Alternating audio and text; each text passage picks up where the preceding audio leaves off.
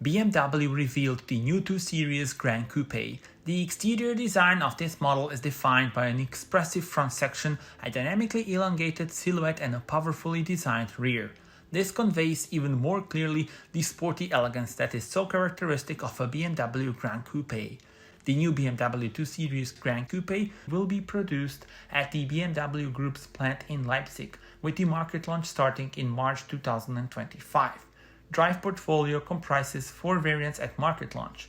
New 300 horsepower 4-cylinder petrol engine in the top of the range BMW M235 xDrive Gran Coupé.